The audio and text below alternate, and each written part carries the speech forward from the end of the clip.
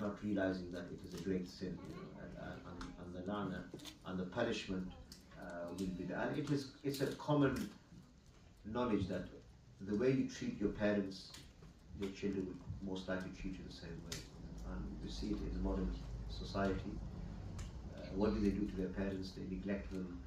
They send them into these homes, nursing homes, and they just visit them on Christmas or on Easter, or in the case of Muslims on Eid, and that's it. So that's a big disaster. So we need to try and re-educate our youngsters, that irrespective of what your father says to you in his later age, he might be even shouting at you, he might be angry, but don't forget, he's now at that age where he's prone to these weaknesses.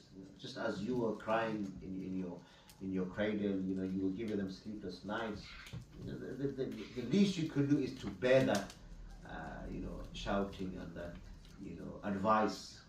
Because a lot of the time, youngsters, they say, I go to my family, I go to my mother, my father, and all I hear from them is shouting and screaming.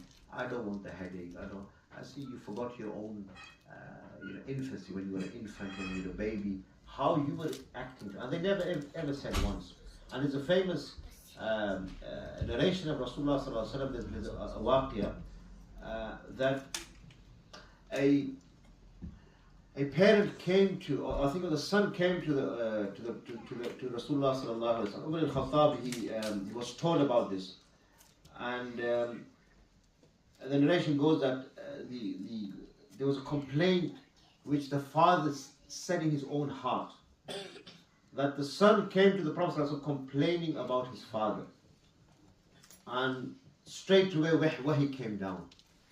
And the translation or what we gather from it is that the father was reminiscing and remembering when this boy was a baby, and how much love and affection and how courteous he was. And look, now he has grown up, he has his wife, and he has his children, and he's preferring them over him, over the father. So that complaint remained in his heart.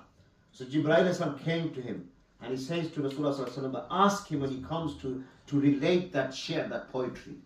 And it was really a deep sense of hurt. So your parents, if they're alive, treat them with courtesy, with respect, take dua from them. And I always tell the parents as well, don't ever make dua against your children, because you just need one dua to go against them and their life will be destroyed. So we need to have clarity and understanding